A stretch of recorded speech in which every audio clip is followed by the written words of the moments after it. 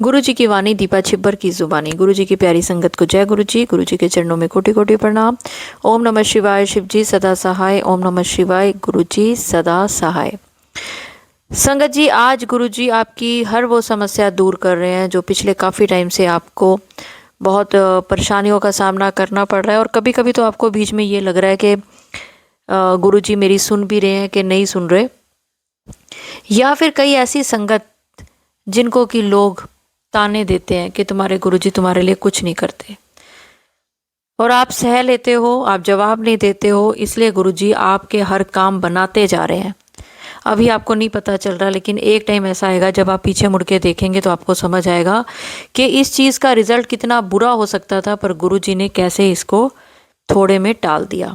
परेशानी बहुत हुई, तकलीफ बहुत हुई, लेकिन गुरुजी आपने हाथ नहीं छोड़ा और मैंने आप पे विश्वास नहीं छोड़ा। अगर आप वो संगत हैं तो कमेंट्स में लिखें और गुरु जी की पूरी ब्लेसिंग्स लेकर जाएं, क्योंकि गुरु जी आपको और आपके परिवार को संभाल रहे हैं और गुरु जी आपको खुश देखना चाहते हैं। संगत जी, मेरा नाम दीपा छिब्बर है और गुरु जी के इस चैनल का नाम गुरु जी की वाणी दीपा छिब्बर की ज़ुबानी। अगर अभी तक आपने सब्सक्राइब नहीं किया तो ज़रूर करें।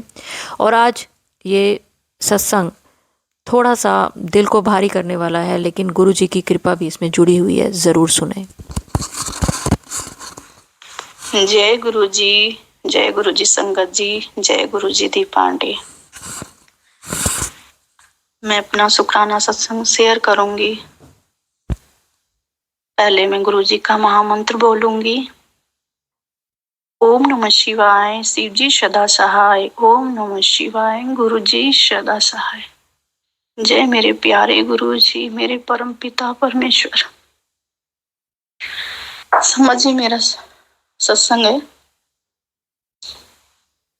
मेरी बेटी 6 मंथ से बहुत बीमार हो रही है, बार बार बीमार हो रही है। मैंने पहले भी अपना सत्संग शेयर कर रखा है। उसको जॉन्डिस हुआ था जनवरी में। उसका इलाज मई के महीने तक चला, सब कुछ ठीक रहा। जून में मेरी बच्ची को फिर से फीवर आया, उसको स्क्रब टाइफस पॉजिटिव आया। उसका पूरा एंटीबायोटिक दवा चली, सब कुछ ठीक रहा। जुलाई में फिर से फीवर आया, 25-26 जुलाई से उसको फिर से फीवर आया। फीवर इतना तेज रहा, 103, 104। संगत जी, हम लोग पीजीआई से हैं, तो मैंने अपनी पीजीआई में दिखाया। सारे टेस्ट बच्ची के हो गए, लेकिन उसके टेस्ट में कुछ भी नहीं निकल रहा था। सारी रिपोर्ट्स उसकी नॉर्मल थी। तो सारे डॉक्टर भी हैरान, वहाँ का स्टाफ भी हैरान, और हमारी बच्ची भी मेडिकल से ही है, नर्सिंग ऑफिसर की पोस्ट पे है मेरी बच्ची भी। वो भी सब जान रही थी कि ऐसा क्या है मेरी बॉडी में जो मेरे को बार बार फीवर हो रहा और कुछ भी नहीं निकल रहा है। बहुत परेशान। उसका हीमोग्लोबिन 6 हो गया, प्लेटलेट्स भी उसके 75 थे। डेंगू, और उसका डेंगू का भी टेस्ट हुआ, टाइफाइड का भी टेस्ट हुआ, सब नॉर्मल। एक तरफ से सारे टेस्ट उसके नॉर्मल जा रहे थे, लेकिन हीमोग्लोबिन और प्लेटलेट्स क्यों डाउन हो रहा था, फीवर क्यों इतना आ रहा था, ये डॉक्टर भी समझ नहीं पा रहे थे। और हम लोग इमरजेंसी में ही एडमिट थे। एक दिन डॉक्टर आए राउंड पे, उन्होंने बोला कि जब सब कुछ नॉर्मल है आपकी बच्ची का, तो मुझे कुछ बड़ी बीमारी के संकेत हो रहे हैं। संगत जी, हम उस बीमारी का नाम नहीं लेंगे। जो मेरी रूह कांप गई, वो मुझे बोले आप अलग रूम में चलिए, मैं आपसे बात करूंगा। बच्चे के सामने बात नहीं करना, मुझे ब्लड में कुछ प्रॉब्लम लग रही है इसके, तो इसका बोन मेरो टेस्ट कराना पड़ेगा। संगत जी, ये सुनकर मैं इतनी परेशान हो गई, इतनी परेशान हो गई, मुझे जैसे लग रहा चक्कर आ जाएगा। मेरी एक अकेली ही बच्ची है, सिर्फ सिंगल गर्ल। आप समझ सकते हैं एक माँ के ऊपर क्या गुजरी होगी। बोले कि अब बोन मेरो ही टेस्ट बचा है, अब दूसरा रास्ता नहीं है। मेरी बच्ची मेडिकल से, वो तो खुद ही जान रही थी। उसके सामने ही बोल दिया डॉक्टर ने, चलिए ठीक है। एक डॉक्टर गए, दूसरे डॉक्टर फिर आए राउंड पे, उन्होंने भी बोला बोन मेरो टेस्ट होगा। फिर कैंसर डिपार्टमेंट से भी डॉक्टर को बुलाया गया। वो मैडम ने कुछ टेस्ट लिखे, उन्होंने कहा ये बहुत पेनफुल होता है टेस्ट, सारे पहले और कुछ थोड़े टेस्ट लिखते हैं, उन्हें आप करवा लीजिए।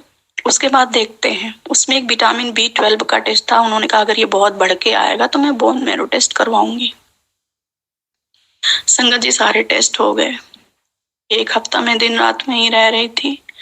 उसके बाद मैं एक दिन घर आई नहाने धोने के लिए, फ्रेश होने के लिए। घर में मैं बड़ी बेचैन थी, मन तो नहीं लग रहा था। थोड़ी देर के लिए आई थी, गुरुजी को अरदास किया मैंने, गुरुपा मैं तो आपके बेटी हूँ, आपकी नाती ने, कैसा हमारे साथ हो रहा। गुरुजी महाराज, कौन सा दिन मुझे देखना पड़ रहा है। जो लोग सुन रहे हैं वो हमको ये ताने मार रहे, तुम तो गुरुजी की भक्त हो, तो सब तुम लोगों के साथ ऐसा क्यों हो रहा। क्योंकि साल भर से मैं भी बहुत बीमार हूँ, बार बार एडमिट हो जा रही थी, बच्ची भी। तो संगत जी सुन के भी मुझे बहुत दर्द हो रहा था कि मेरे गुरुजी को भी कोई बोलता है ना तो मुझे अच्छा नहीं लगता। मैं सोच रही थी शायद वो मेरी परीक्षा है, परीक्षा देने वाले की ली जाती है, तो शायद गुरुजी मुझे मेरी परीक्षा ले रहे थे, मुझे नींबू की तरह निचोड़ रहे थे। लेकिन गुरुपा पे मेरा पूरा विश्वास अटल था। मैंने दीपा आंटी को कई बार फोन मिलाया, लेकिन आंटी किसी कारण बस नहीं उठा पाई। बस मुझे उस समय लग रहा था बस कोई मेरे से बात कर ले और मुझे समझा दे। जो गुरुजी की संगत हो, मैं उन्हीं लोगों से बात करना चाह रही थी। तो आंटी फोन नहीं उठा पाई थी। उन्होंने मुझे वॉइस मैसेज भेजा था। थोड़ा सा मुझे पॉजिटिव फील हुआ सुन के। तो संगत जी जब मैंने घर में पूजा किया और गुरुजी को अरदास किया कि गुरुजी बोन मेरो टेस्ट नहीं कराना मेरी बच्ची का, फोन करके पूजा करके उठी और अपनी बच्ची को फोन मिला। मैंने कहा बेटा ठीक हो, मैं आधा घंटे में आ रही हूँ, कुछ खाओगी तो घर से बना लाए। उसने कहा नहीं, बहुत सुस्त बोली। तो हमने कहा क्या हुआ। तो बोले डॉक्टर राउंड पे आए थे तो उन्होंने बोला कि तुम्हारा जो है ये टेस्ट कराना ही पड़ेगा, बस शाम तक अपना वो देखो रिपोर्ट का कि अगर तुम्हारा B12 बढ़ा होगा तो। संगत जी मेरा तो एकदम हालत खराब। उसके बाद क्या हुआ, मैं यहाँ से पूजा पाठ करके मैं यहाँ से गई। मैं जब वहां पहुंची थोड़ी देर में रिपोर्ट आया और रिपोर्ट जो है विटामिन B12 का बहुत बढ़ा हुआ आया। जो 100-150 होना चाहिए वो 1400 के पार आया। तब तो मैंने यही सोचा ना कि अब हमारी बिटिया का तो टेस्ट जरूर होगा। मेरी बच्ची भी रोने लगी, मेरे भी आंसू गिरने लगे। मैंने कहा गुरुजी मैं तो दिन में अरदास करके आई हूँ, ये आप क्या कर दिए, क्या हो रहा गुरुजी, मैं क्या करूं। हस्बैंड भी परेशान थे। संगत जी फिर मैंने जो स्टाफ था ड्यूटी में मैंने बोला, मैंने कहा भैया अगर ये टेस्ट कराना है तो ठीक, प्लीज अभी डॉक्टर को कॉल करिए और बुलाइए। तो ये मालूम है कि PGI का हाल आप लोग जानते ही हो, बहुत मारा मारी है। इतना स्टाफ होने के बावजूद भी इतनी भीड़ रहती यहाँ पे कि हम क्या बताएं। उसके बाद उसने कहा ठीक है दीदी मैं देखता हूँ। कैंसर डिपार्टमेंट के डॉक्टर को बुलाना था तो वो क्या हुआ कि जो बुलाने से 2-3 दिन तक नहीं आते हैं कॉल पे इमरजेंसी में, लेकिन 5 मिनट के अंदर वो डॉक्टर इमरजेंसी में आ गए बिना बुलाए। तब हम लोग रो ही रहे थे। तो उन्होंने क्या हुआ, मैंने कहा सर दूसरी मैम आई थी तो उन्होंने बोला था विटामिन B12 बढ़ा होगा तो आपका बोन मेरो टेस्ट करना पड़ेगा। और सर वो तो बढ़ा ही हुआ आया है। तो बोले ठीक है बढ़ा हुआ आया कोई बात नहीं। तो उन्होंने फाइल पे लिख दिया नो बोन मेरो टेस्ट। जय गुरु जी, आपकी मेहर थी, आपका हाथ था ये। पर उन्होंने यही बोला कि इसको दवा चढ़ी है, विटामिन B12 तो बढ़ा तो आएगा ही, टेस्ट नहीं होगा।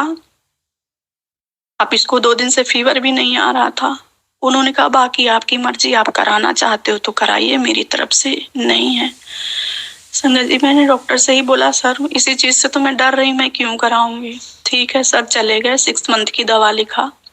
दूसरे दिन फिर डाउन पे मॉर्निंग में डॉक्टर आते हैं जो बोल रहे थे कि भी 15 दिन और रहना पड़ेगा हॉस्पिटल में क्योंकि एंटीबायोटिक का कोर्स होता है पूरा, वो हो चुका था।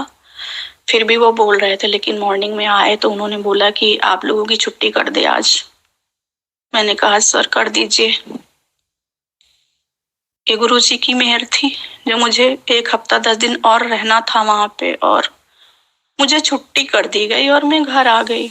बस उन्होंने यही बोला कि डॉक्टर के संपर्क में रहिए, इसको हेमेटोलॉजी में बार बार दिखाते रहिए, ब्लड का क्या है, इसको 2-3 बार डाउन हो चुका है। गुरुजी, जब से आप मेरी लाइफ में आए, उतार चढ़ाव तो मेरे बहुत हुए, बहुत बार हुए, क्या ही बताएं। कई बार मैं बहुत बड़ी बड़ी परेशानियों पे आ गई, लेकिन गुरुपा आपने हर बार मुझे उन परेशानियों से निकाल के बाहर फेंका है। गुरुजी, छोटी सी फैमिली है मेरी, मैं, मेरे हस्बैंड, मेरी बच्ची। गुरुपा, बस हेल्थ का इशू है कि हम सब लोग क्यों परेशान हैं। गुरुजी, हम लोगों की हेल्थ ब्लेस कर दो महाराज, दोबारा भी इस टेस्ट का नाम ना आए। गुरुजी, मैं अरदास करती हूँ। और सॉरी, मैं कुछ बोल नहीं पा रही हूँ और बहुत परेशान हूँ इस टाइम में। डिस्चार्ज तो होके आ गई संगत से, लेकिन उसके बाद भी मन में एक उथल पुथल चलती रहती है, मन खुश नहीं रहता। लेकिन मुझे पता है कि गुरुजी ने ऐसी समस्याओं से मुझे बाहर निकाला, तो हर समस्या से हमें बाहर निकालेंगे। आंटी जी ने मुझे बताया था कि पिलो के नीचे गुरुजी का स्वरूप रखिए। एक आंटी यहाँ पे सत्संग में आती है, उनसे मेरा संपर्क हुआ, उनका नंबर था, तो उन्होंने मेरे को यही बताया, ओम लिखिए, गुरुजी का टीका लगाइए, जल प्रसाद कर पिलाइए, देखिएगा इसकी नौबत नहीं आएगी। जय गुरुजी। आंटी, बहुत रोना आ रहा है, मैं क्या करूं। गुरुपा, दोबारा हॉस्पिटल ना जाना पड़े। 1 साल में हम लोग 2-3 बार 4 बार एडमिट हो चुके। गुरुजी, लोग हंसते हैं। गुरुपा, आप जानते हो मैं किसी के साथ बुरा नहीं करती, सदाए वो हमेशा मेरा हाथ रहता है सबके साथ अच्छा करने के लिए। दूसरे के दुख होता, मैं सबसे पहले दुखी हो जाती। गुरुपा, एक कैसी परीक्षा है, मैं हार गई, ये परीक्षा मत लीजिए मेरे प्यारे गुरुजी। मैं सब कुछ समर्पण कर दिया आप पे। आप जानो गुरुपा, जो मेरे से लाइफ में कभी भूले भटके में गलती हो गई हो गुरुपा, उस गलती को माफ कर दीजिए, मेरी बच्ची को भी। जब मैं हॉस्पिटल पे थी तो एक दिन मैसेज भी आया था कि अपनी बेटी को बोलो कि गुरु मंत्र का जाप करे, और अब उसका समय आ गया है मेरी संगत बनने का, घबराना नहीं, मैं तुम्हारे साथ हूँ। जय गुरु जी। ये मैसेज सुन के मुझे थोड़ा सा बहुत अच्छा फील हुआ, और मैं दिनों रात वहां पे गुरु जी का मंत्र जाप करती थी। मुझे कहीं ना कहीं ये विश्वास था कि इतना बुरा नहीं होगा मेरे साथ, ये मेरे कष्ट हैं जो हम काट रहे हैं। एक दिन जब ये बोन मेरो टेस्ट के लिए बोले, जब मैं घर नहाने के लिए आई, संगत जी मुझे पहले ही बताना चाहिए, तो हस्बैंड के साथ में थी, पूरी रास्ते में रोती आई, और बेटी के साथ सामने तो नहीं रोती थी, मैं पूरी रास्ते में रोती आई। जैसे मैं अपने घर के गेट के पास अपनी गाड़ी रोकी, तो जिस साइड में मैं बैठी थी उसी समय बस गाड़ी का शीशा बंद ही था, एक बटरफ्लाई आई उसी शीशे में छप से बैठी। जय गुरुजी, मैं समझ गई गुरुजी मेरे साथ हैं, और जैसे मैं गाड़ी से बाहर उतरी, गोल गोल राउंड लगा के चली गई। संगत जी, वो गुरुजी थे जो बता रहे थे कि बेटा परेशान हो, पूरी रास्ता रोई है, मैं तुम्हारे साथ हूँ, और गुरुपा मेरे साथ ही रहे। गुरुजी, ऐसे ही मेहर करना गुरुपा, सारी संगत पे मेहर करना। और दीपा आंटी, आपके सत्संग जब आते हैं तो बस सुन के ही लगता है ना कि सच में हम बहुत पॉजिटिव फील करते हैं। जब मैं हॉस्पिटल में थी, सुनती थी, पॉजिटिव फील करती थी, थोड़ी देर में मैं फिर नर्वस हो जाती थी। जब कोई डॉक्टर आ जाते थे, कुछ बोल देते थे, तो मैं फिर से नर्वस हो जाती थी। फिर मैं गुरुजी को कहती थी, गुरुजी नहीं, ऐसा नहीं होना चाहिए। जय गुरुजी। कोई गलती हो गई हो मेरे को सत्संग बोलने में, प्लीज संगत जी माफ करना। गुरुजी माफ करना, मैं तो आपकी बच्ची हूँ, आपकी बच्ची से गलती कहीं ना कहीं हो जाती होगी। माफ कर देना। अगर मेरी बच्ची की आपकी ही नातिन है, अगर उससे भी कहीं गलती हो गई हो गुरुपा, उसे माफ करना। और इसकी जॉन्डिस का जो प्रॉब्लम था, मैंने ये सत्संग पहले भी शेयर करके रखा है, लेकिन अभी गुरुजी की मर्जी नहीं हुई होगी तो वो शेयर भी नहीं हुआ। आंटी गुरुजी की मर्जी हो तो ये मेरा सत्संग जरूर शेयर करिएगा। मैं अपना सत्संग यही विराम देती हूँ। जब मेरी लाइफ में गुरुजी कोई सत्संग लाएंगे तो मैं फिर से शेयर करूंगी। जय गुरुजी, जय गुरुजी। संगत जी, ओम नमः शिवाय। शिव जी सदा सहाय। ओम नमः शिवाय। गुरुजी सदा सहाय। जय गुरुजी। शुक्राना मेरे महादेव, शुक्राना मेरे परम पिता परमेश्वर, शुक्राना मेरे गुरुपा, अनंतम अनंतम शुक्राना मेरे मालिक। भूल चूक माफ करना मेरे गुरुजी। जय गुरुजी, जय जय गुरुजी, जय। जय गुरुजी आंटी, आपको चिंता करने की ज़रूरत नहीं है, क्योंकि गुरुजी उन्हीं का इम्तिहान लेते हैं जो गुरुजी के बहुत करीब होते हैं, और आप उस इम्तिहान में पास हो रहे हो, क्योंकि आपने कुछ भी हो गया गुरुजी का दामन नहीं छोड़ा। गुरुजी की तरफ देखा तो गुरुजी भी आपकी तरफ देख के मुस्कुरा रहे हैं और आपकी बिटिया को जल्दी ठीक करेंगे, और आप अपना एक शुक्राना मेरे साथ और शेयर करोगे। तो चलिए संगत जी, अगर सत्संग अपलोड करने में मुझसे कुछ भी गलती हो गई हो तो गुरुजी मुझे माफ़ करें, और मंत्र जाप के साथ मैं अगले सत्संग की ओर बढ़ूंगी और चाहूँगी आप सब मेरे साथ ज़रूर बोलें ओम नमः शिवाय। शिव जी सदा सहाय। ओम नमः शिवाय। गुरुजी सदा सहाय।